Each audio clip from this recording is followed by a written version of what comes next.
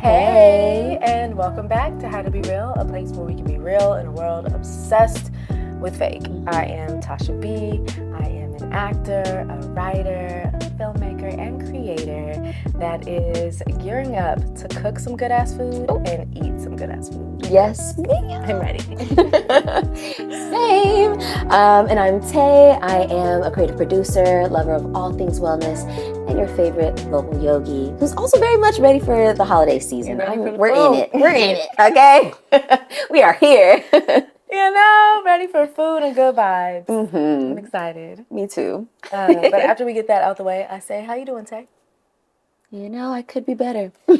Yeah. I could be better. Girl, I'm pick my wine up. I know, me too. I recently got some really hard news, specifically about my little doggy.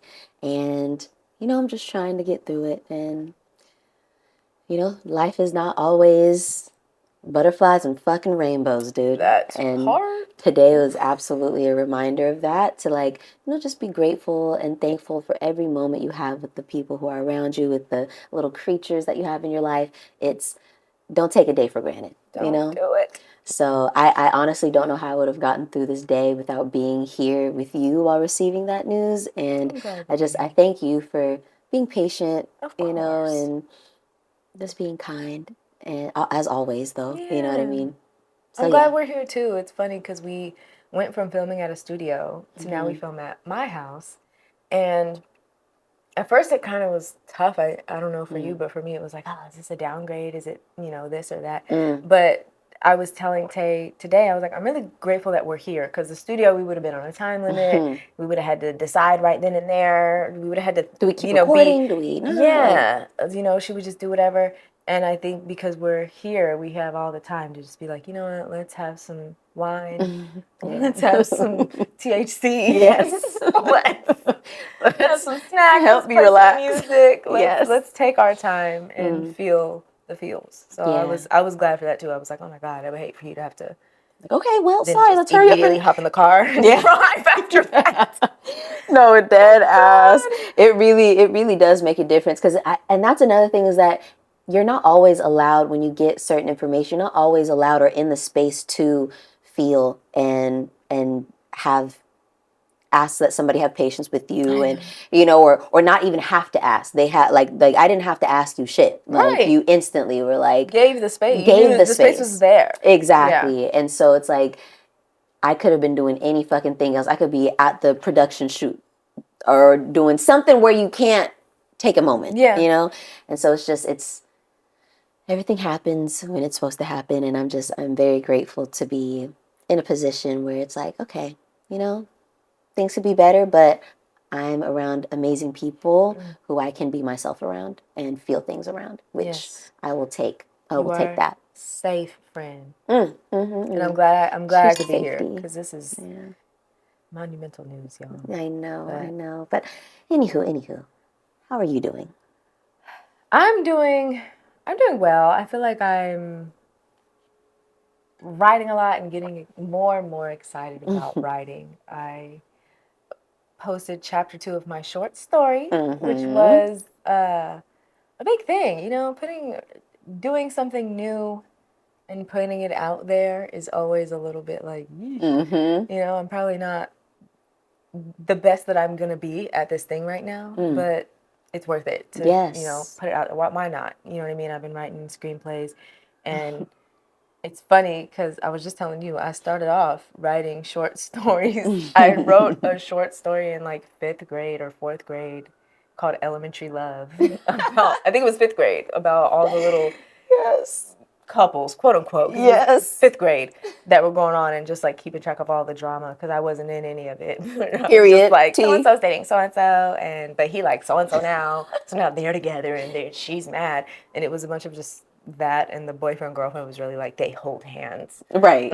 They hold hands twice a day. Yeah, exactly. At recess they hold hands and then run in opposite directions. But yeah. That is hilarious. That Elementary Love short story. Look, thing. And now here I am. You always been a writer since the littlest thing. And I guess I'm coming back to it. Yes, ma'am. That's cool. Check her out, Substack, at the Tasha B. Yes, ma'am. At the Tasha B on Substack.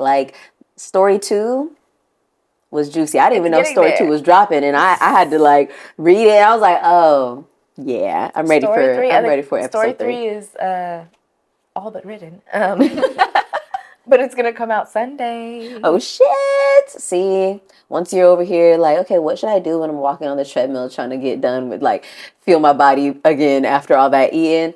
Go ahead and read chapter 3. I'm thinking about Substack has a feature where you can read your piece, and so if someone wants to, they could either, you know, read it themselves or like play an audio. Yeah. And so I'm like, I think for the next one, I'm gonna do that. And I wonder if I can retroactively go back and do that for 1 and 2. Because if I can, I'm definitely going to do it. But Substack is dope, yeah, dude. Substack is hella cool. So I'm like, yeah, so for the next one, I'm definitely going to... little audiobook. You know what I mean? Just in case maybe you don't want to read all that. Yes. I'll read it for you. I'll go ahead and read that for you. And also, too, I just reposted on the way here your Rayleigh's commercial. Oh my God, yes! Y'all, 'tis the season. 'Tis the season. Tasha's over there on the couch, like, celebrating football. You don't be watching football. No, I did not. It was literally a lady standing under a TV like, okay, they just scored a touchdown. And we were like, yay! Looking at nothing. The TV was black. The guy that you were with, though, he could have been more excited. He could have been more excited. He looked like, okay, they made a cool play, but they didn't get a touchdown. I think they had told us, though, to like, this is your team, and it's not his team. Oh. So it's like, my team scored, but his team, on his team, kind of thing. I guess they told a story. So either way, it was a very cute commercial, though. Yeah. But yeah. It's going to play at movie theaters, they say. Shut up. Yeah. I don't know which ones, but yeah. Oh my God! You might see it at the movies. Yes, especially because I feel like holiday time is like a big time for movie releases and stuff too. So it's probably there now. But yes, Rayleigh's. Shout out to them. Shout out to Rayleigh's. Also, shout outs. All right. To Miss Teresa Claiborne. Mm-hmm. She is not only the first Black woman Air Force pilot, but she graduated from Sac State. She sure did. Sac State alumni. Stingers up. And she actually realized that she wanted to be a pilot in the ROTC program at Sac State. Yep. So, shout out to our own Sacramentan. Stingers up. Stingers up. And yeah, she works for United Airlines currently. So if you fly United, you might have Teresa Claiborne, a Black woman, highly qualified. Hello. Flying you. And if you get the chance, the amazing opportunity to run into her, tell her that the girls from How to Be Real said, what's up? Said, what's get up, it, girl. Keep representing. Keep representing, girl. Appreciate you. Oh, God. And then I'll take us to our 3 realists. Oh, yes. It's a fun one. 3 realists, movies or shows we had no business watching as a child. Ooh. So, Tay, you go first. Okay, so I'm sure that a lot of kids can relate to this one. BET Uncut. I was going to put that out there, but I'm like, oh, my God. BET Uncut. Oh my gosh, specifically Fantasy by Ludacris. That, I don't know why, I feel like I always saw that video, but... And the Uncle Luke videos. Oh, and the Uncle Luke videos. Every Uncle Luke video. Every single one. Pick one. It does not matter. Like, yo, I just remember feeling like... Because half the time it would be because, you know, I fell asleep watching like Baby Boy on BET or something like that. Friday. Friday. And then you wake up and BET Uncut is on now. And you're like, oh, snap. And it's just titties, like straight titties. You're like, oh my goodness. Very just vulgar ass videos. Like, wow. But it's one of those ones, I remember being a kid and watching them and feeling like I should look away, but I can't look away. It's like... I don't even know what I'm looking at, really. I don't even know what's going on, but wow. And I remember looking at the way that the girls would be shaking, like the way that they would be doing their little video vixen bounce. I would be like, I remember thinking that looked so funny. Yeah, I was like, this is kind of hilarious, but also I'm absolutely trying to shake my shoulders in the mirror because how does she do that? Like, you see them dropping low and coming back up hella quick. You're like, me too. How do I do that? That actually looks fun. Getting in trouble. What are you doing? Right. I don't even know what I'm doing, honestly. I have no idea. I have no idea. Who knows? Okay. So that was one. Number 2, the movie Scream. Ooh. So that was also, I did not choose to watch that. I didn't like sneak and watch it, but my auntie, she was like 13. Like she was a young auntie. and she was watching Scream, and she was babysitting me, and of course she watching it, so now I'm watching it. Yeah, terrified. You were scared of terrified. I was like 5. Wait, every time I think Scream, at first I think Scary Movie, and I'm like, you're scared of that? But I'm like, no, Scream, the real Scream. Yo, yes, that's scary. I just like seeing, was it Drew Barrymore getting slashed up and like half her body hung up at and her like it's just so gory, you know. So that Scream. I have 2, but I feel like the one that's more like inappropriate would be House Party, the movie House Party.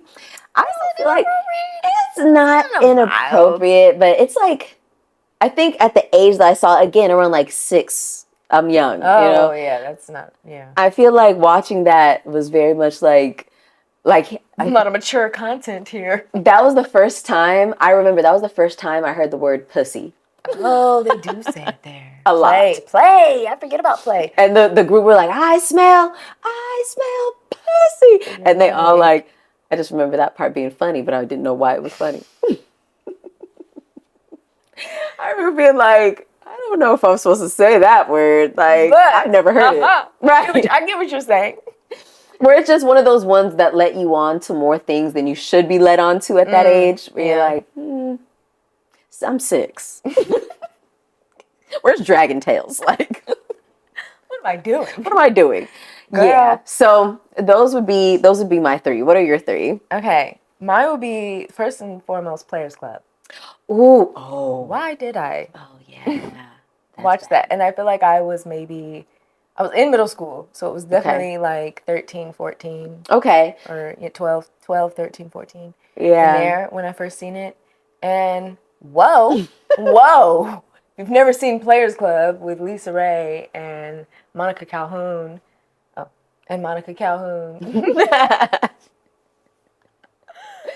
the mic. Yeah. But, and Monica Calhoun, it's like lots of trauma. Lots in a strip club. Literally, like, I shouldn't have been watching it. No, like the gangbang scene? As a tween. Or just the rape scene. I guess it's not a gangbang, literally but still. A rape. Yeah, it's terrible. Terrifying. Terrible content for a preteen to be watching. I know. I should have watched it. Because I didn't watch it again for a very long time. Honestly, I won't watch it. I know. I think I saw that movie when I was in high school. But still, it was very much like, oh my God. Even then, I feel like, same. Yes. I mean, I shouldn't have been watching that. No. No. The next one I'll say is Jackass. Oh. Me and my cousins, we made our own little version of it, and we called it Home Alone. And we just did random things. Like, I remember I shaved my brother's head with some shavers. Tasha! And was he asleep? No, he was awake. We knew it was all gonna happen, so we made it up and was just like, hey, you're gonna be in the bathroom, and I'm gonna walk up behind you and shave your head. And so we would have been good influencers back in the day. Yeah, we would have went viral. We made that Home Alone. I think we made 2 of them. And just would never let that see the light of day today. But I was literally like, do you still have those videos? I need to see these. No. But yeah, it was funny, but also we had no business. Jackass was out of control. Jackass was crazy. They were doing stuff. They were doing crazy shit. And thought that little message at the beginning was going to stop people. Like, no. Terrible. The next, I'll say Beavis and Butthead. My brother and I loved Beavis and Butthead. And half the stuff, right over our heads. We just thought it was funny when they farted. Yeah, of course. It was like, I am Corn Julio. I need some tippy for my bungo. Like, that was funny. And I'm going to be honest, we couldn't tell you what they did. And we watched that Beavis and Butthead Do America. I think that's what they go on like a little... Yeah. Couldn't tell you what happens, but I know we were laughing. We would watch it, and it would be funny. And, yeah. I feel inappropriate. Like it was inappropriate. We were like 10.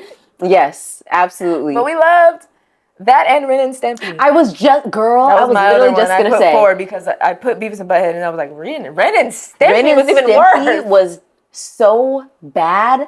I was just gonna say that Ren and Stimpy was. That was not. It's kids. OD now, and I'm an adult. I'm like, I'm not watching that. It's vulgar. And I was watching that as a kid. What is going on? And like you watch it now, it's like the animation's creepy. It's like so gross. It's just that chihuahua.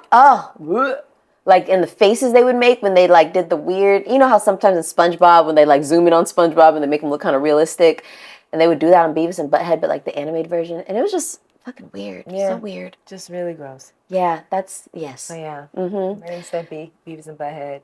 I'm also gonna say the news. The news? I just feel like watching the news. I would never watch the news. You see the news, I'll instantly. Like, I'd rather stare at the ceiling when I was a kid. Literally. I don't watch it. I don't even know what you're talking about. I don't even care. Ain't nobody. I wish I was like that now. Now I'm like the news. What's going on? What's happening? What stage are we at? I didn't know what to do. Yo. Oh my god, it's crazy. I wonder what now. Well, I was gonna say I wonder what the kids now would say is inappropriate, but I'm like they have access to every fucking thing. The internet, inappropriate. Everything on the internet. Damn near everything on the internet, inappropriate. You don't even be on the internet. No. Oh my god. It finds you. Now that, we have like the age for tobacco and alcohol, we needed an age for internet access. Yes. I think they probably do, but it's hard to enforce that. It is. If you have a device and Wi-Fi, you have internet. You have internet, bro. That's it. They be trying to do parental controls and shit, and it's like, that don't work. Kids are smart. Kids are freaking smart. They're smarter than us, especially when they're just focused on one. How do I get on the internet? Right, you're gonna figure it out. Oh yeah. Somebody has internet, and they're gonna be like, "Hey, try this. Here, use my hotspot." There's a YouTube video of how to. There's a YouTube video for everything. Literally. Transitioning to our weekly reel, and we're talking about bodies. Okay, we're talking specifically about body image, and as women, how it has affected us and our sense of self, our womanhood, and our sexuality. So trippy. First, I'll start off by saying, like, I will say I have the healthiest body image that I've ever had. Same. Now. Same. Hands down, same. I'll say that. Body image is, I like it. I like my body. I don't hold it to a standard that's not a standard that's based on me is literally me, and when I feel my best, when I feel like my most confident, like it's based off of that, not anything else. Yes. And yeah, it's just very centered. So I do want to ask you. You did say same. So I'm like, it took me fucking 30 years to get there, but like, absolutely feel the best I've ever felt. I don't know. Even in your 20s, if you're not there, which you might be, and you're great. Yes. Stay there. But if you're not quite there yet, you will. You'll turn 30 and everything will change. It'll just start changing. I don't know. I feel like it's just like, and it's weird because I feel like my body in my 30s has the way that it's responded to like my activity levels and my eating styles changed massively. Oh, absolutely. Like it was like the things that I used to do to try to like, oh man, I have something to do. Let me try to drop 5 pounds in a week or some shit. That ain't working no more. Now you're going to lose 1 pound in a week. And as soon as you eat breakfast, you're going to gain that 1 pound right back. All the way back. And it's like, oh my God, what happened? Like, I'm still doing the same things. No, it's just, things change. Your body starts to change. Everything starts to fucking change. It does. And I think that like, because I try to embrace that as soon as possible, I think that helped me to get to where I'm at. But I don't know. I think also too, like something about, how we talk about a lot on the show, like the work, the therapy and all the things. I really think doing that and facing myself and getting in a deeper relationship with me absolutely helped me with that too. It does. It does. It brings it back to you and like, okay, how do you feel though? What do you think about this? And then from there, you kind of get what is important enough for you to act on and what kind of just isn't. Exactly. You know what I mean? Like, exactly. I don't care. Yeah. So like when you were younger, like way back in the day, because I mean, clearly we both have had a journey, right?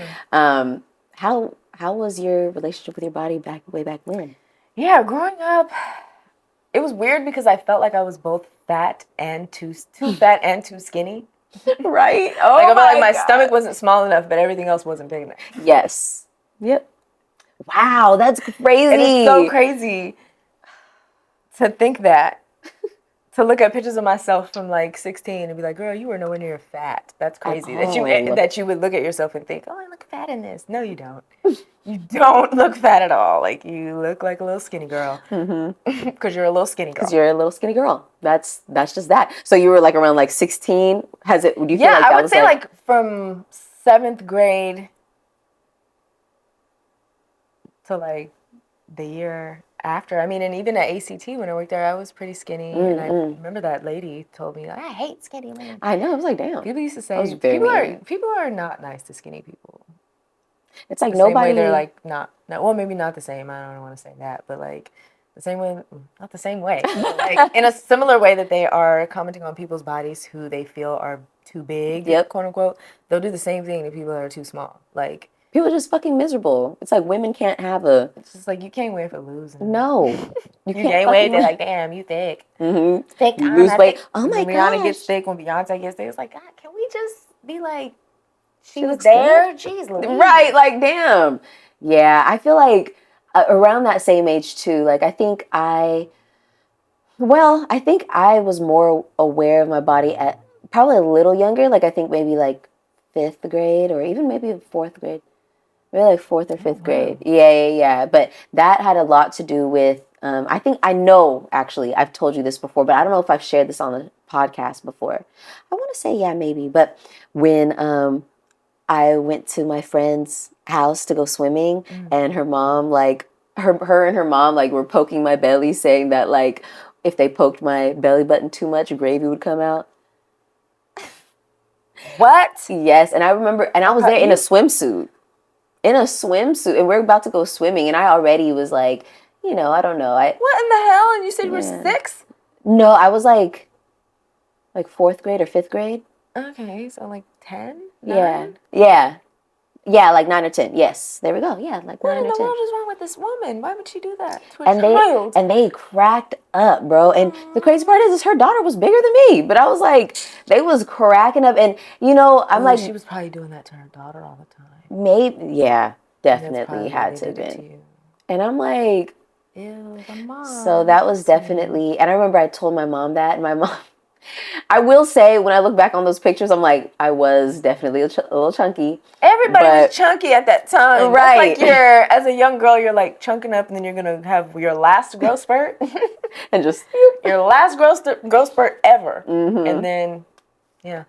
And I remember my mom being like, okay, yeah, well, that was mean. And definitely gonna talk to her about that, because what the fuck? She was like, but also, like, what if we, like, instead of we drive to soccer practice, what if we ride the bike to soccer practice? And, she was definitely getting me a lot more active, because I was, like, especially at that time, even though I did sports, like, I would go to my grandma's house and she would cook up a storm, and she was definitely a baked goods grandma. Good. Yeah, I was eating good. And so it was definitely one of those things where I'm glad, because that period in time helped me to, like, see the benefits, or just, like, get closer with having an active lifestyle. But being aware of your body in that way at such a young age is hard, and it does a lot to you mentally. Yeah. Yeah, I was always really critical of my body, and, like, I feel like it was puberty and then just, like, society. Just because as a young girl, like, your body... I remember being in middle school and seeing, like, in the beginning of the year, they would pass out the, like, syllabuses with dress code, and you'd get, like, a picture of what's appropriate and what's not appropriate. And there would be, like, maybe 2 things on there for the boys, and it would be, like, no hats and no sagging pants, or no red for everybody. No red, no blue, yeah. But a lot of the other little minute little stuff was all girls, like how short your stuff could be, what type of shirt, how you had to have 3 or 2 fingers. So many rules. So many things. And then them being enforced, it always made you feel like you were in trouble because you had arms or legs. Like, the fuck? Damn, this is my body. Some grown adult person is like, you look unacceptable. You need to leave. Like, oh my God. And it also is kind of like, damn. I got kicked out of class. Right. Like, my shirt? What in the world? And is that like you as a grown person being like, you look too hot? You're attractive. Like, right. That's gross.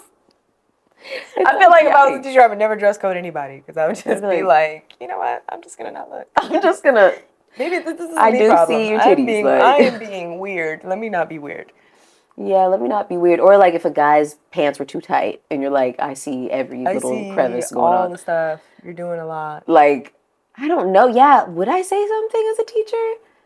That's just walking such a thin line. Like, dude, I think you need to go. Like, I don't know what you're doing, but I think... Come on. Because if somebody's walked into class looking like Cassie from Euphoria, it's going to be like, girl, you're in heels too. Like, right. Go to the office. Go get a uniform from the office. Go get a sweater. What are you doing, girl? Yeah. And maybe not even for me as the female teacher, it wouldn't be so much for myself as it would be for like the class. I was like, you're going to be a distraction in here. I just know it. Mm-hmm. We're doing it. A distraction. I know. Because I remember being called a distraction and being like, what? I can't help it. The world we live in, guys. I can't help it. But it's then it's like, depending on how short the skirt is, you could tell if somebody just had a growth spurt over the summer, or if they purposefully put on a teeny tiny little skirt, or you have your midriff showing or something like that. I never dressed like, you know, what's her name from Euphoria? Yeah. Never dressed like that. If you come in a sports bra, it's like, girl, sports bra and sweats. Crop top? I would have never did crop top to school. I would have never did that. I need none of your belly skin is showing, and you know that your belly skin is showing. So you broke the rules. Yeah. Like something like that. But if it's like I remember I used to get in trouble for having, because my arms are pretty long. Yeah. And I always used to get in trouble for having shorts because, you know, they would say, oh, your shorts have to stop at your fingertips. I'm like, my arms are longer than most of the girls here. Like, right. And then my fingertips I have to wear Bermudas all the fucking time. I felt like I was in the same boat because I have like a shorter torso and longer legs. Mm-hmm. So proportionally, like, you're right, my hands are damn near to my knees. Right. It's like, that's not fair. So I have to wear pants all the time. The girls with a long torso could wear shorter shorts. Right. You guys are jerks. Lucky. No. But yeah, it was very weird being aware of our bodies at just a young age. Strange. And I remember having, I don't know, just like having everything that's womanly about your body be scrutinized and criticized. And I don't know, it created a lot of shame in those things of like, shame as in like, okay, you want to get boobs because women have boobs, but then also the girls with the big boobs are being shamed. The girl with the little boobs are being shamed. It's like, we're just being shamed, period. Always. I remember being hecka mad because one time I got in trouble because I was wearing like just a regular t-shirt, but they could see my bra strap.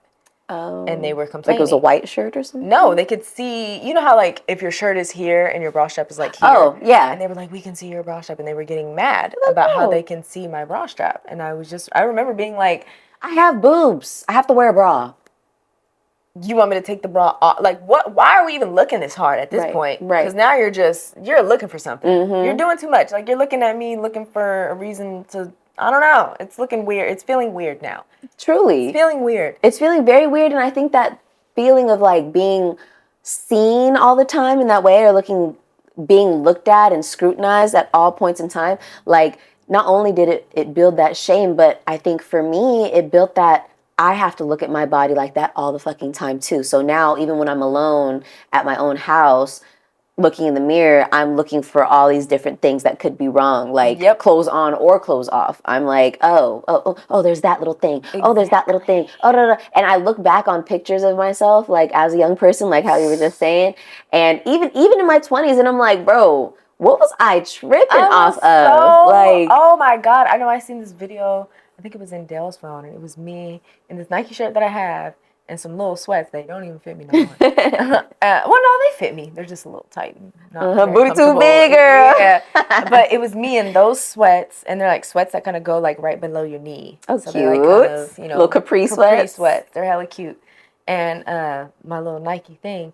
And girl, I was in such good shape. I was like, I had abs. And I was like, oh my God, look at girl. Body was tea. And I was still getting dressed like, oh, I need to hide my belly. Right. Like, what are you talking about? Don't you wish you could go back and put yourself in the most fire fucking outfit? I know. Like just, okay, girl, you do not need all these clothes. Girl, what are you doing? Wear the bodycon. Wear the bodycon. You have the body for the bodycon. Please. Bodycon. I feel like I maybe still do, but I'm not. Girl, you definitely do. Like, bodycon. I'm not doing a bodycon right now.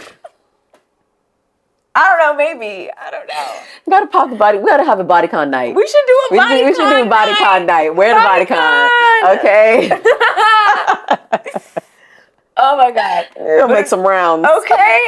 That would be lit. That would be lit. I'm not even gonna lie. I know now though, looking back, like you said, looking at those pictures and stuff like that, I know that for me, turning 30, I really felt like, okay, you know what? I am a grown-ass woman. it ain't nothing wrong with being a grown ass woman. There's nothing wrong with it. But we felt so, I don't know, shame. Like they've made us feel so much shame about being a woman. Everything about being, and even a lot now. Like they're taking rights. They're doing a lot. Like everything about being a woman they want to make seem terrible. Ugh. The worst. And then you think about the stuff like, oh, you throwing like a girl. You running like a girl. And it's just like, what? Girls can throw. Right. Girls have skills. Girls can run. The fuck? What are you talking about? Anyway. It makes no fucking sense. Like, or like in like fitness, oh, girls can't lift heavy or whatever. Or if they do lift heavy, their arms are going to look like a man. Yeah. It's like, and it's just like, dude, you could do whatever the hell you want. Right. Oh my God. I feel like another thing is also aging. Like they've made it seem like, I feel like all of our lives growing up, I'm probably saying this to the youths too, 30 is like, you're an OG. You're like, you're an immediately an old auntie. I feel like I will take, because I feel like I am definitely not trying to party with no 21-year-old. Yeah, I'm not trying to party with y'all. I feel like auntie is like 40. 40 is, or even like 30, 37 but is like auntie. We are aunties now though. Because your auntie was feeling hella auntie because she was picking you up at 29 and 30 years old from school, watching you. Yeah. Yeah. You are an auntie. It's okay. I mean, yes, I just feel like auntie. You're not 19, you're not 21. I'm not. I'm cousin still. And I remember being like 19, 20 around little kids and then being like, how old are you, 100? And you're like, damn. Can't even get a bottle of Jack right now, dude. Like, no. No, I'm not 100. I'm dang near still a kid according to the law.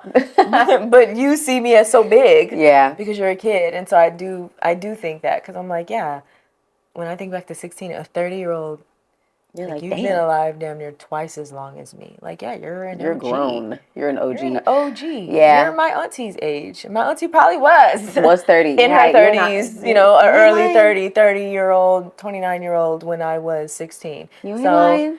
It makes sense why the younger generations would see our generation as aunties. I get it. Yeah. Oh, yeah. I'm not mad at it at all. Shit. Yep. That's crazy. But yeah, I feel like I haven't even gotten to the point where, like, what I like is that there have been a lot of, like, older women who are coming out as, like, models and all these things, like, or a lot of, they probably have always been there, but, like, women or campaigns are actually picking them up, like, mainstream campaigns. True. And so I'm still, like, working on, because I feel like, for me, my body just went through a big change. Like you said, like, okay, stepping fully into grown woman status. So, like, the curves are a little more curved. It's almost like another puberty. Because I feel like my skin started breaking out. Yes. I started getting more, like, pimples on my shoulders. I get those now, and now I got to monitor that. I have, like, little moles popping up. I'm like, and you're just like, my body is doing something else. I got to get to know it all over again. Like, right. It's changing. Yes, I know friends who are getting, like, more grays are popping up. Like, it's just that time. You know what I mean? So, body is changing. Like, what you eat and what you can't eat is changing. All that shit. But, like, I just know that there's several more little puberties that we go on to. Like, I feel like 40 is probably a whole another one. 50, probably a whole another one. 60, 70. I feel like now it's just like every 10 years, you're going to have to be like, woof, can't do that no more. Right, exactly. And I feel like I see a whole bunch of, like, older women fitness ladies now, or, like, older women who are, women in their 50s lifting weights. You see, like, women in their 70s and doing Pilates. Yep. It's, like, really inspiring. I know. I'm like, yes, ma'am. Keep moving. A body in motion stays in motion. That's what they say. Exactly. But in this aging, while we're talking about it, I feel like I've reached this point where I'm like, look, I'm 31. I'm not 21. I am not 16. It is okay to look like that. Absolutely. I'm not trying to look 16 or 21. I'm trying to just look like me and look good. The best version of me, exactly. Like, ain't nothing wrong getting older. Not a lot of people get to do it. Hello, like, it's such a blessing. It really is a blessing. Like, thankful to be able to even get a day older. Shit. Yeah. I think another thing that helped me to accept my body going into 30s was not being obsessed with sizes on clothes. Not being upset if you do have to go for the medium instead of the small. And not feeling like attached to be, I'm a size small. Like, not being so attached to that you're wearing clothes that just don't flatter you anymore. That's a fact. It's crazy. Like, I remember the first time I went I don't remember where I went. It might have been like H&M or some other store in the Roosevelt Galleria, or like Nordstrom. It was somewhere, Macy's. It was somewhere like that, because I took a bunch of stuff in the dressing room, and I tried on this like sweater dress, and I grabbed a small because that was just the size I was used to grabbing. Yeah. And I put it on, and it just felt like it was tight up under here, and like kind of like I couldn't really move. I couldn't really breathe. It was just very much like, this is not comfortable. Like, it was cool looking, but it also looked like you might look the slightest bit stuffed in that. And so then I was like, oh, am I a medium now? No, like, oh my God. But then I grabbed the medium and put it on, and I was like, wow, I look so much better. So good. It looked like a completely different dress. Like, I loved I went from like, oh, I don't know, to like loving the dress. Like, I need to take this home. Yeah. Yeah. So just not being so obsessed with like a number on a scale or a size on some clothing that you're holding yourself to that standard, that 20-something-year-old standard, to where you're like, look, maybe it is a few more pounds that your body has right now, and that's okay. Just make sure you maintain your health and your well-being, and make sure you feel good. But outside of that, we can't judge our body. We can't be too harsh with the changes. We have to just know things are changing, and I gotta work with my body. I gotta roll with it. And also, this is the only body you get. You know what I mean? Like, it's like sometimes I think about this too, because don't get me wrong, like, I'm still, although this is the best relationship I've been with my body in forever, I still have my days where I'm like, okay, bitch, get it together. Get it together. But oh my God, no, for real. I feel like it's always after I eat something crazy. Like, not so long ago, me and Dale, we got some snacks, and we got our normal little snacks, but I was feeling like, and got a snack I haven't had in a while, but used to eat all the time in my 20s, chili cheese Fritos. Ooh. And I was like, these sound good. And we had some gummies, and we fucked it up. Those. We ate the whole bag, me and him.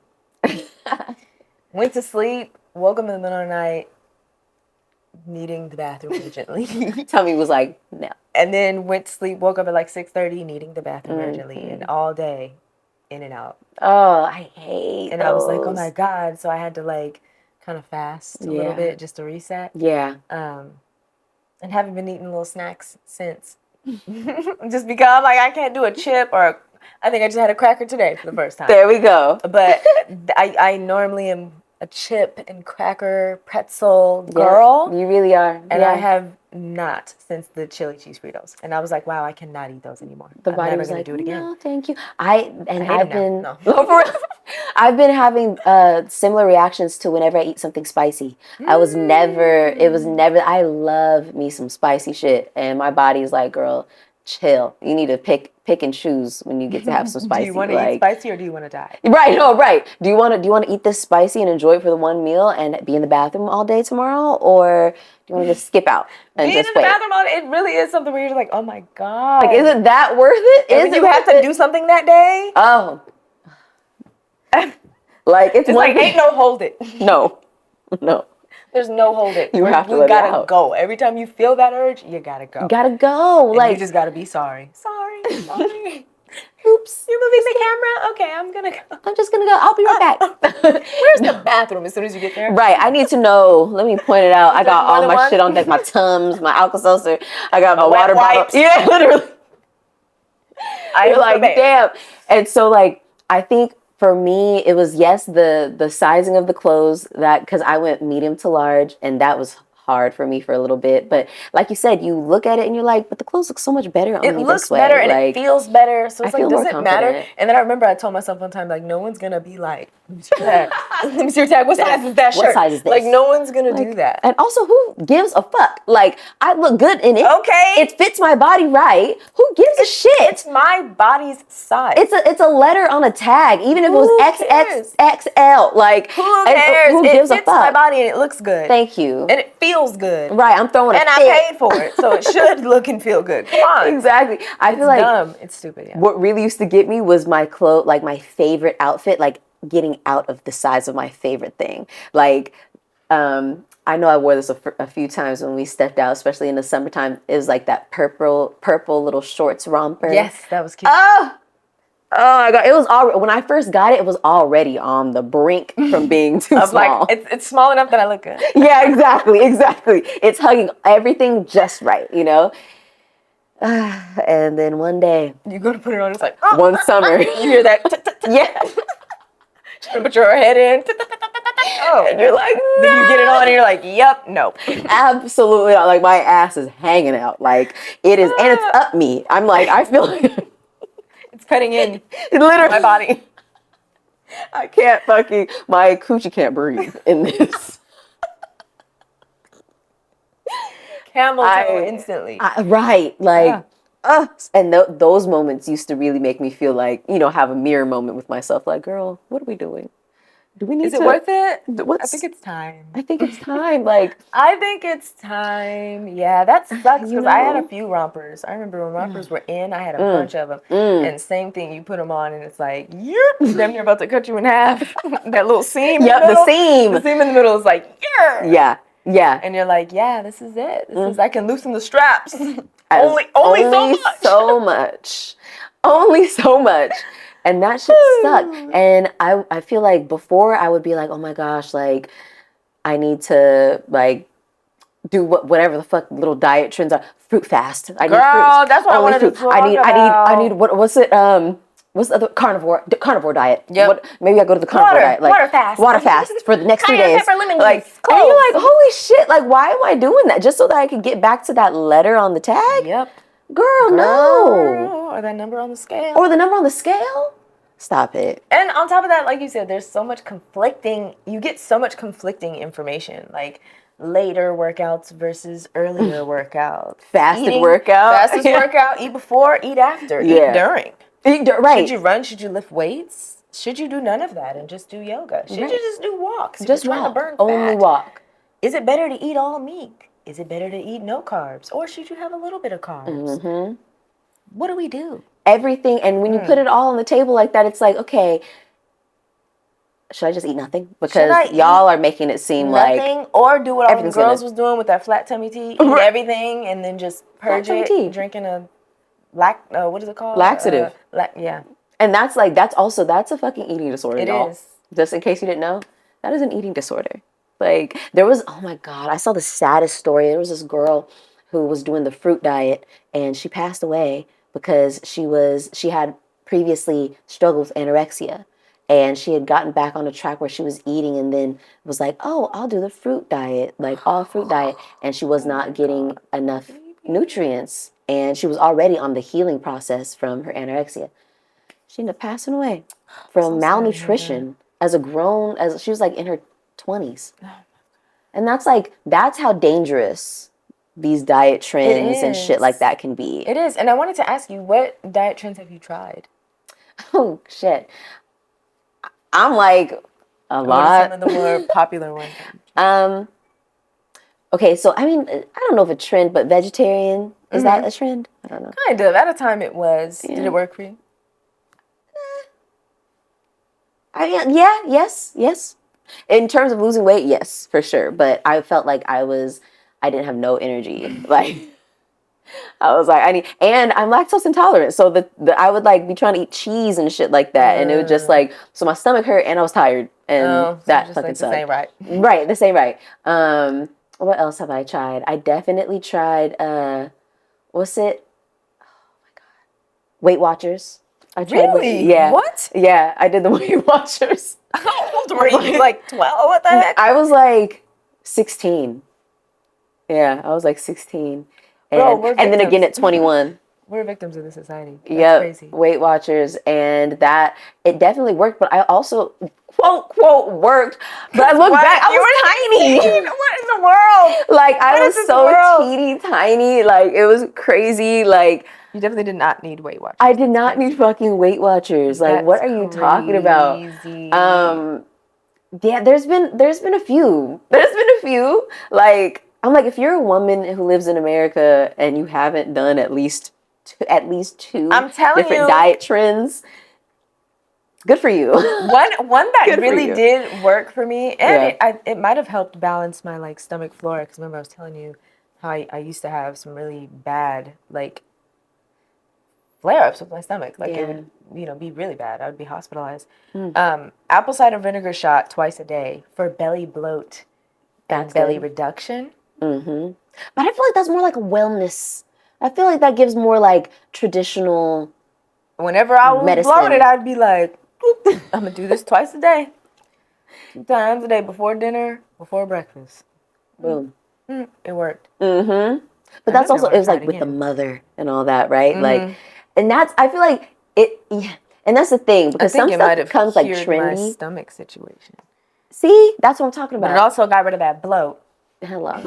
And I think that's one of those things, if it's something that you can do long term, because it's something like natural, like apple cider vinegar, I feel like, then it's like, okay, stuff that is like, you have to take certain things, or like a all fruit diet or all meat diet. That's just like, how are you getting like keto? Because that's another one that I tried. I tried keto, and keto did help. That was like mid-20s. I started to realize, okay, carbs are affecting my body. Like eating too much bread is like, I'm gonna blow up. I'm gonna get as big as a house if I keep eating donuts and bagels, or have a donut, have a sandwich, have spaghetti. Girl, hard carb. Have a heart attack. What are you eating all this bread for?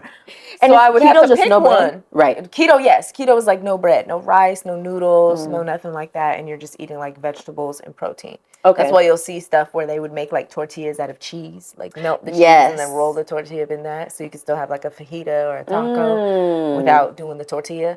And I love tortillas. I love chips. I love bread. Like, I love noodles. I love rice. Noodles. Love rice. I love rice.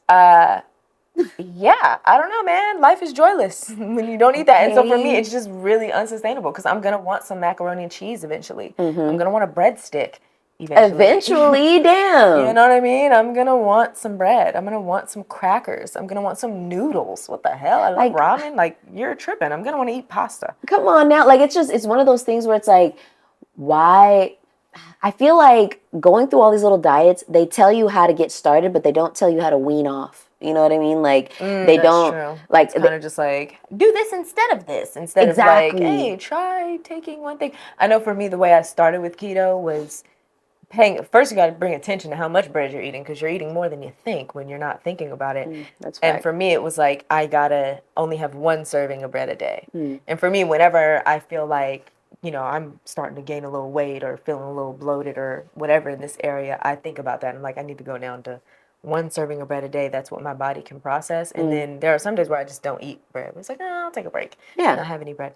But even just doing that and just being aware, like not having the bagel or the donut for breakfast or the muffin for breakfast, and then going for a sandwich for lunch, and then having some pasta at dinner. It's like, okay, let me pick those. And if I know I want to have some pasta tonight, then I'm going to have, some fruit and nuts and maybe some cheese and some yogurt. You know what I mean? Stay away from a bagel or a donut. Stay away from a sandwich at lunch. Maybe have a salad. Something too heavy. You know what I mean? And then save the carbs for dinner. Yes, exactly. And I think for me, I definitely, like, when I was 27 is when I found out, like, about my, like, gallbladder issues. And I think that also, like, fucking shot me into, like, girl, what are you eating? Yes, what are you eating? And that definitely, I will say though, to this day, I still do kind of struggle with, like, what I just found out is called, like, food noise, where you feel like you're always thinking about what you're going to eat or what you're not going to eat. And I think that definitely started when I was young, like, the times that we've been talking about. But it's been getting a lot better. But I think that, like, what really helped to change the trajectory of the whole constant different diets thing is finding out about my gallbladder stuff. Like, okay, instead of trying to eat for a certain aesthetic, like eating for how you're feeling, like you mentioned earlier, like how I want my body to feel good, regardless of how it looks. I want it to be able to take me through the rest of this life pain-free if I can do it. You know what I mean? And in order to do that, I realized food has so much power.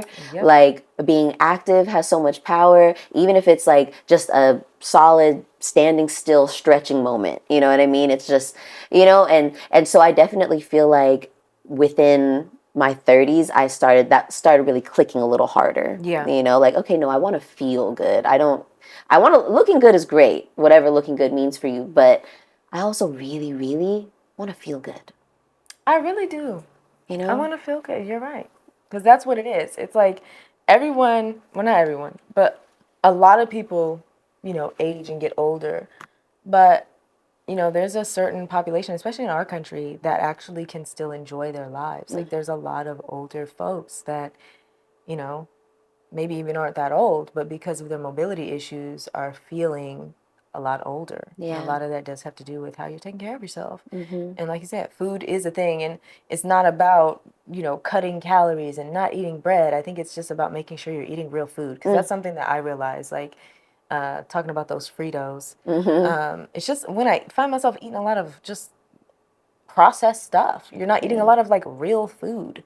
Yeah. I started having like lunch meat at least at home, to where it's just like, okay, if you are home and it's like lunch, you have something where you can throw together a little Cobb salad, boil an egg, put some of that lunch meat in there, have some salad, or make a like sandwich, put some vegetables on there. And that's better than having like, a protein shake and a handful of, goldfish. Yeah. It's like, that's going to be, eating real food is going to be better than that. Yep. So it's like the food you eat is never going to be perfect, but you got to eat real food. Mm-hmm. The processed stuff is just not. It's going to make your body feel. And I think that like sometimes in this society, we kind of say like, oh, like in the fitness world, I feel like you hear like, oh, you don't have to do cardio. Like we were talking about, oh, you don't have to do cardio, just lift weights. Or, oh, you don't have to, as long as you're in a calorie deficit, it doesn't matter what you eat. Right. That kind of shit. And you're like, okay, yeah, sure. Eventually, like you can follow those rules. And I'm sure that scientifically you could get the desired look you're looking for. But how is your body going to feel? How like sustainable is that for you? Like, is it okay if you, and I think that this is a question that I had to ask myself was, is it okay if you give up some of your aesthetic goals to make sure your body feels good first before you even start to go into all that? Yeah. Like, is that okay? Because like right now it feels like your body feels stressed the fuck out. Okay. Like on paper, everything's quote good. But on the real, you feel fucking, your body is in shock right now. Like, the fuck?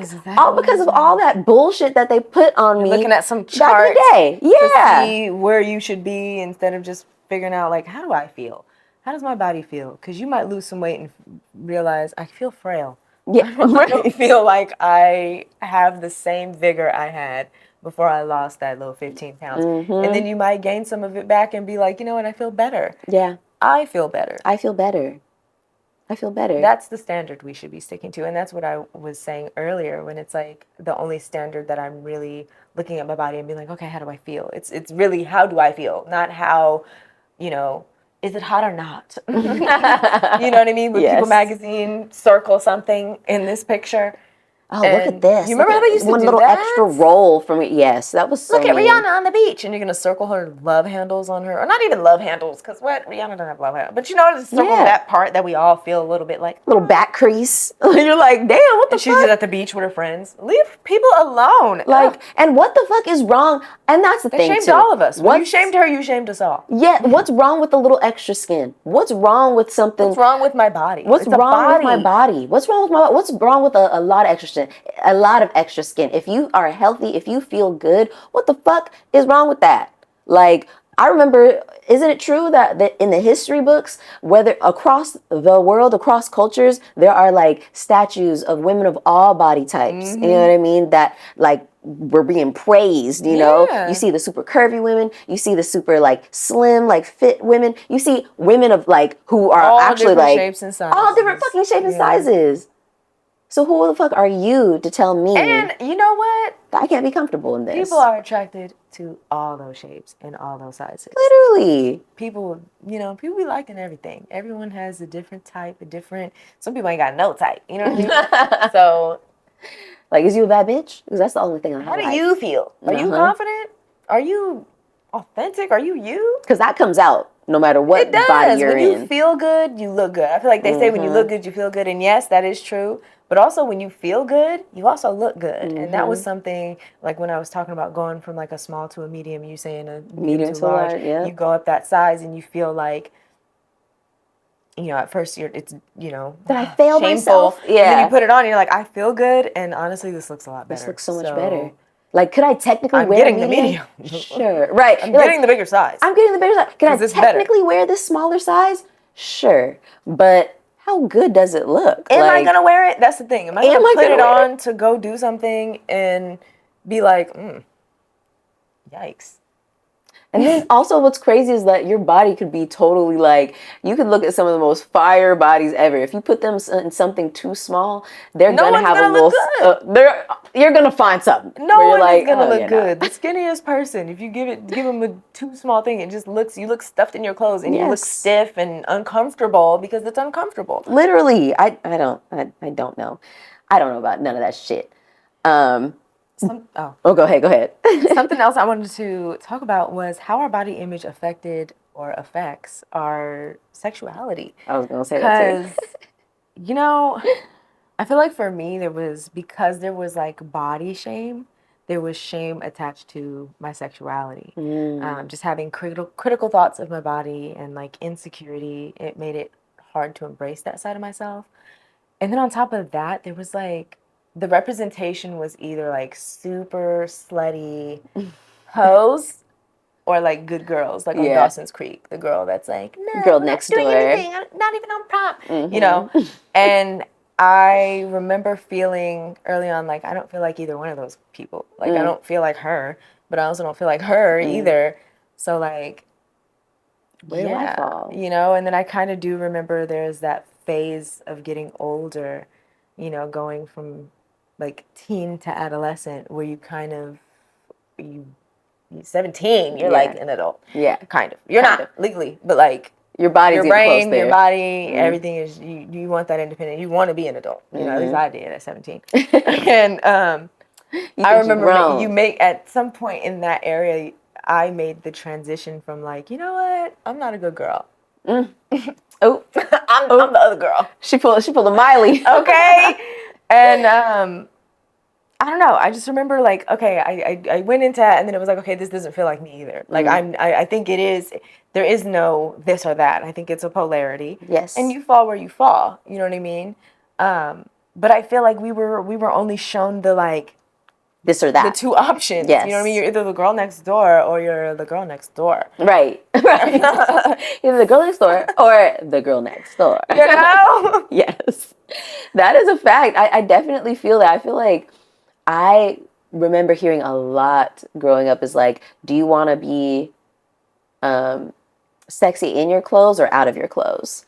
And I remember being like, damn, why can't I be fucking both? Like, the fuck? And it just, I feel like that usually, so I think for me, I kind of like, early on, I feel like I made up like this character that I felt comfortable with. Like the girl who was like, I just could click it on and I'm like, okay, now I'm this girl. Like the girl who feels hella comfortable in her skin, even if I didn't really. And during that time, it was like, okay, cool. But as soon as it was time to snap back to reality, I'm like, okay, I gotta go. I need a full sweater. I need sweats. I want to be kind of covered. Yeah. I'm not her anymore. That's where like listening to, like Pretty Ricky and like Trina back then kind of did help to put that character on playlist. Yeah. I have a playlist. Can I just can I plug into the aux? Dead ass. Like, and I remember feeling like I would get in the shower. Now, this is something that when we're planning for this show, something that a memory that came back was, I remember hearing growing up, like, if you get into the shower and you look down and you can't see like your cooch, then you need to do something about that.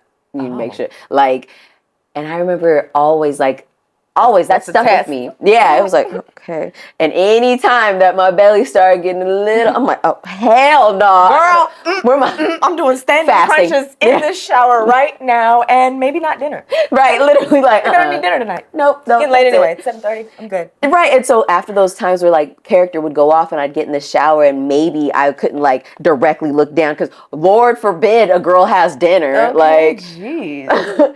And I'd be like, oh my God, I probably look like a fucking cow. Like, just all these things. Especially if you think about the position I was just in. Yikes, I was scrunched up. Literally. And it's just like, damn, like now I can't escape the thoughts of my body. Yeah. No matter what, no matter if I'm just hanging out, because if I'm hanging out and I'm with my friends and let's say, I don't know, I'm with my friends and I catch myself like leaning too hard and maybe one of my little back folds touches my side fold and I'm like, oh my God, I or like look your crazy. Shirt rides up or your leggings roll down, something like that happening just makes you feel like, dang. Right. Or I'm at the gym and I lift my arms and my shirt comes up and I feel like, ooh, that kind of looks weird. Like it's just a constant thing. Being so aware. And I think the awareness did like, when it was not in the moment, the awareness could affect the sexuality a little bit. Absolutely. But in the moment, not so much. Yeah. You know what I mean? Yeah. I think for me, it affected my own connection with it. Like you said, it is like a disassociation. Yeah. And then I even felt a little bit of shame for that side of myself. Because like, and I realized there's shame for your body, shame for things you're doing with your body. And you just feel like, some of what you said, like, oh, I probably looked crazy, but also just kind of like, was I supposed to do that? You know what I mean? Like feelings like that. So you're like, okay, there's just a lot. It's just a lot of shame. Yes. So much shame. And I feel like so much of that is put on us as women, as girls. Heck yeah. And then teenage girls. And then women. Yeah. Like, I mean, you mentioned BET Uncut earlier, and then like porn and stuff, it's all very much like the girls are all done up. Yeah. You don't look like that. And then I also think back in the day, like the high school girls were being played by like 22-year-olds. Yes. So, and we didn't know that. So we're looking at these what we're thinking are girls, but they're really grown women. And we're like, why don't I look like that? Yeah. Like, damn. I got no boobs. Dang, I don't look like that in a bikini. For real, like that's not curves. Okay, when is that gonna happen for me? And then you turn 22 and you're like, oh, here I am. She was 22. Yeah, and I look like that. There she is. Why y'all lying to us? There she is. You do that. And honestly, that makes it hard when you're comparing yourself to that. Talk about it. Like, I'm not the girl in the ludicrous water park video. I can't do that. Like you said, you try to do it and you can't. No, at least not like that. Right, you ain't moving like she moving. You ain't moving like she's moving. Oh my God. I will say though, I feel like going back to like our present moment, I think like I will say I feel like in my 30s I've noticed myself go through a whole, like we were saying, another like what's it called? Puberty, a whole nother puberty, but also in the good ways as well. Yeah. Like where it's like, oh shit, I feel like the girls, they sitting a little different now. And I feel like the curves is curving a little different now. Wanted it to go. Yes, exactly. Like, you know what I mean? To where I'm like, okay, maybe I am, 10 pounds heavier than I was in my 20s, but some of that weight needs to stay where it's at. Okay, needs to kind of stay. Yeah. Kind of like, I like this. Like when I stop woman shaming myself and remind myself, girl, you are a grown woman. Mm-hmm. You're like, okay, I know you're giving grown woman. Yeah, you definitely are. You look great. This is a body that has done so fucking much for me and gotten me to this fucking point. And it looks great. And it looks great. On top of all that, let me give her some love. Not by, fuck everyone else standard. By my standards, I look great. You look good, girl. Yes. You look good. Thank you. I know a lot of us feel like that. Like when you drop all the standard, who cares what anyone else, a scale, a size, who gives a dang? Mm-hmm. When you look at you, do you be thinking, dang, okay, girl, you're actually cute. I see Take a little selfie and be like, wow, that smile. Look at that. That smile. Look at that essence. Okay, look at you. Look at that face. I like it. I like that face. I hope you feel like that. I know. But I feel like porn in that regard and in like the body image, it didn't help us. Oh, you know, the image of porn, and then even like the language of like take you down. You're gonna get banged. Did you hit? All that language. Give me that. Yeah, like, y'all gonna smash. You know, it's like, just it's very violent. It makes you feel like as a woman like something's happening to you. Yeah, a little violent. It's a little violent. Just a little bit. Not? It's not. And also just that shame. Again, going back to that shame about being a sexual being and, you know, not having Sex in the City when we were younger. Obviously, I didn't watch it when I was younger. Definitely. But when you grow up and you watch that and you see girlfriends and you see Insecure and you see women owning their sexuality and that there is no shame in enjoying sex and having a good time. Enjoying the chase or, you know, the experience of it all. Yeah. And just accepting that as women, we are sexual beings. Yes. We are. Absolutely. We're born that way. And there's nothing wrong with it. Just like there's nothing wrong with a man being a sexual being. You know? There's nothing wrong with speaking up about it, saying how you feel, wanting more, none of that. And, you know, something that helped me not really feel that shame is not just accepting, you know, that sexual side of me, but also accepting my body and not, you know, giving shame to it, you know, as we talked about critiquing in the mirror or, you know, after having sex being like, oh my God, or even during being like, oh, I probably look crazy right now. It's like, no one looks crazy. We all look exactly how we look. Exactly. We both don't want no one to walk in this room right now. Look at how we look. We don't. We need We're the only two people that want to see this right now. And there's no shame in that because what we do is what we do. Okay, and the experience is the experience. Like, you have to have it. Like, it's a part of life. It is. And so, like, having that good, you know, body image, and then on top of that, not, or being able to accept your sexuality, it does help to kind of get that confidence in that space, you know, and then it's just in life of just being like, no, I am a sexual woman, not feeling shame when, you know, you look at yourself and think, dang. Uh-oh, girl. Okay. Those shoulders are shouldering. Right. Okay, hips. Right. Okay, booty. I see you poking. Like, yeah. Exactly. Yes, oh, my God. But yeah, I do want to take a moment to talk to the young ladies in their 20s. Yeah. Really, this goes for everybody, but especially our little sisters in their 20s. If you right now are being hypercritical of your body, I'm not going to tell you stop because I know how hard it is to stop, but try to find some space where you can, even if it's just once a day, once a week, once a month, to appreciate the body you have, because I promise you, in a few years, you're going to turn 30, 35, whatever, and look back and be like, dang, why was I ever so harsh to that body? Because that body was banging. That body was banging. Yes. She was it. She had me out here acting up. What I wouldn't give to be her again. Right, so exactly. Be gentle, take pictures, even if you don't post them. Wear the thing. Buy the thing. Show them legs, girl. Do it, girl, because you look good. You look Find damn that good. space to be like, no, I look good. Yes, please. Do it. You won't regret it. No, you won't. You never will regret it. And much love from us to you. Yes, girl. From the 30s to the 20s. Hello. So that'll take us to our listener letter, boo. Yes, let's get into it. So this letter is from a Miss Penny Proud. Right. Yes, Penny Proud. Penny says, hey, how to be real. I need help. I'm a woman. I'm 25. I'm in a 5-year relationship with a 25-year-old man, and I am on the verge of cheating. Our relationship started amazing, head over heels, lots of sex, but that's gone now. We live 2 hours apart. We both live with our parents. Buying a house is tough in our country, but we are close, and we are almost able to buy a house together. His job is extremely important to him, and because of the distance, we only see each other on weekends. But during the week, he barely talks to me. I get almost no messages, almost no attention. Weird. When we're together, we don't really have sex. He's kind of lazy and unmotivated and doesn't plan fun dates or anything like that for us.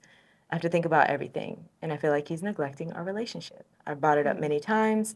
I have no female friends, and my whole world is kind of built around him, and I'm terrified of losing him because he's all that we have. Or all that I have, sorry. Damn. I know my boyfriend would never leave me, and we're planning to buy a house soon, get married, and have kids, but there's no passion left. Oh. I feel lonely in our relationship, and I miss feeling in love. Until I downloaded an app because I was feeling lonely. Oh, okay. A pen pal app. Oh. Where you send letters to someone without knowing what they look like. I met a guy from the Netherlands. You're like, well, Love is Blind app. Even before I saw his photo, I was already in love with his letters. Oh. That was 6 months ago. Damn. Our contact grew into hundreds of messages and photos every day, even FaceTiming. Oh, girl. I'm in love with him. Oh, girl. He's incredibly kind, and I'm both his dream woman in personality and appearance, and he's my dream man. I'm no longer physically attracted to my current boyfriend. He's severely overweight and does nothing about it. Girl, you confusing me. Wait a minute. We've never met in person, but we see ourselves getting married and having children. Girl, what? You see yourself getting married and having children with both guys? I was just going to say, didn't you just say you were going to get married and have kids with the other dude? Because our personalities and sexual preferences align perfectly, I long for him. But you've never met in person. And you've never had sex with him. How you long? This Saturday, I'm alone with my boyfriend. Wait, I'm alone. My boyfriend told me he has to work and can't see me. My pen pal wants to book a flight. Ooh. But I can't bring myself to leave what I have until I know this could really be something real. I feel extremely bad for both of them. Yes, I hate myself. What should I do? Oh, Penny. First of all, break up with that boyfriend, okay? You don't sound happy at all. You already live with your parents. Don't buy that house with him. Please, don't have no kids. Don't get married to that man. You don't love him. Pause it all. You said there's no passion. There's no passion. You Hard don't even... stop. Right, you're like, oh my gosh, it's been so long since A, B, C, and D. Girl, stop. Okay, I'm sure that it's hard. You're 25, and you said y'all been together since you were 20. And you don't really have any friends. Like, so no. That's tough. You need to go get you some friends, or at least get out and about. You know, you need try to go connect. I know you maybe had friends at one time. Maybe try to reconnect with some old friends. You can't put all of your attention, all of your, I don't know, extra time on this man. Yeah, on anybody. On really, anybody. Especially not a significant other. Like, that's unfair to both people. Like, you've got to have some friends. Yes. And it seems like, I get what you're saying when you're like, oh, I lose him, I lose a lot. Like you said, 5 years, especially when you're 25. 5 years is a very long time. That's like pretty much your whole adulthood. But yeah, so far. Sis, I think you should definitely, at the very least, take a break, take some space to figure out what you want without considering it. And then that kind of gives you a trial of like going cold turkey with this 5-year relationship. It gives you a trial of that. Like, what would that feel like? How do I feel? Is it going to work out? You know, do I miss him? You kind of give yourself that. And then definitely don't have this pen pal book a flight just yet. Right, yet, no, have him wait. I think, and you wait. You need to wait. I think you need to wait. You need to like really see what you want. You know, maybe you go there. I don't know. Maybe. I don't know if that's better. I think you need to. It's more. You need to break up with your dude first before you go and do that, in my opinion. And also, too, I want you to really get clear on like what is it that you're going to be missing, because it sounds like y'all don't see each other often. There is no passion. You said you don't really like you love him, but are you in love with him? You're not attracted to him. You're not attracted to him. Sexual chemistry. Right. It's like, what do you like? It sounds like codependency. Social, You know, like he's all you've known up till now, and so you don't want to let it go, kind of like as a backup plan. And really, like, would you want to be anybody else's backup plan like that? Like, what if all that information came out? Placeholder, because she said, like, I don't want placeholder. to end this until I know this new relationship can really be something real. And it's like, girl, could you imagine if he was saying that about you and it got back to you? Right. Monkey bar? No. Don't monkey bar. That would just hurt, and you don't want to be hurtful. You know what I mean? I think it's time to be a big girl and make a decision. Or take the time to think about it, because I think rushing decisions gives me anxiety sometimes. And I know something I learned was like, these types of decisions especially are not like, thank God, it's not like life or death. You don't need to make a decision right now. You can take some space from this boyfriend that it already seems like you don't really see and don't have this connection with. It's okay to take a few steps back from that and just maybe go a few weekends, a month or two without seeing him on those weekends to figure out what you want. And also hold off on the pen. Don't go from one thing to the next. Don't do that. That's going to be even more confusing. You can absolutely just see how it feels to break up with this person. Like Tay said, what are you really losing? Break up with him. and then see what it feels like to date this guy, not as someone in a relationship lacking something that's getting something, getting what they're lacking from this other relationship, a lonely person, but somebody that's single and dating. Do you still feel this same deep connection that you want to get married to this man you've never met? Exactly. I doubt it. Yeah. And it's like you're longing, but I think you're just horny because you haven't had sex in forever. And a little lonely and neglected, which is totally understandable. Totally. Girl, order you a little something. Yeah. Get you a rose or something, girl. Get you something to pass the time. Because I think you're right, Tasha. I think you need to take a little. No, for real. I think you need a little time to just think. You need some you time. You need some you time. Figure out what you want. Figure out what makes sense to you. Maybe you don't even want to get married right now. 25 is young. You have time. You have so much time. You don't have to be rushing to marriage right now. You can date people for 10 more years and not get married. You got time. You have time. I mean, that's my main advice. Take it slow. Don't make any decisions. Pause everything and decide what you want. Connect to you and decide what you want. Yeah. You see how fast you were able to connect with that pen pal dude? Like, there's a lot of people in this world. And in your own country that you could actually meet in real life. Absolutely. Just take a beat. Slow yourself down. Connect with you. Figure out what you want, who you want to be outside of these men, because it's about you. That relationship with you is what you need to spend some time with. Absolutely. Good luck, my girl. Good luck, Penny girl. We love you. Thanks for writing in.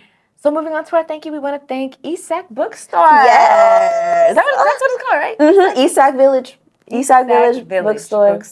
It's one of my favorite bookstores in Sacramento. Like, truly, truly, truly. It's just a cute little shop. And it's like right next to a little like doggy bathhouse and like a little cute wine, what would you call it? Like wine room? Winery, tasting room? Tasting room, yep, right next to the little tasting room. It's just right in the middle of a beautiful Esac neighborhood. And they always have it smells great in there. They have great tote selections, amazing book selections. I love a good tote. And they offer you free tea when you go in. Oh. I'm going to have to go up in there. Yes. But yes, thank you to them. We just got a little book that we're going to start a little book club of 2. Yes. Read the same book. And, we might report back on what the book is. Yeah. What it's going into. We might talk about it on here. Maybe. We'll see. Maybe. We'll see. And with that, we really want to keep our connection with y'all, as always, as you know. You can stay connected with us by sending in a listener letter, just like our girl Penny Proud did, at heyhowtobereal@gmail.com. You can find us on Instagram, TikTok, and Substack by searching up at howtobereal. You can find us on our personal pages. I'm at justsay_tay.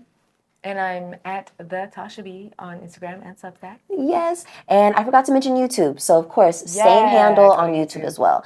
If you're more of a visual girly, check us out. If you're watching here, like and subscribe. Please. Comment. Yes, exactly. Like, comment, subscribe. Share it with a friend who might want to hear it. And please, of course, leave a comment on our actual podcast page, because that really helps us to reach more community members just like you. And remember, we are not therapists. We just have them, okay?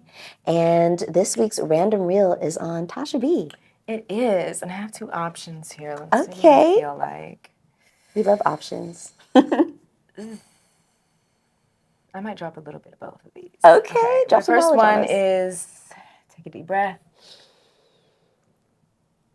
Exhale it. You are okay. You have all you need within. And with that, I will also say, if you don't need it, don't buy it. Try to shop local if you can. Don't support these corporations who don't care about us or our communities or even the air we breathe. You have all you need. Yes. You're not lacking. Needed that message. Thank you. Me too. For real. And with that, stay real.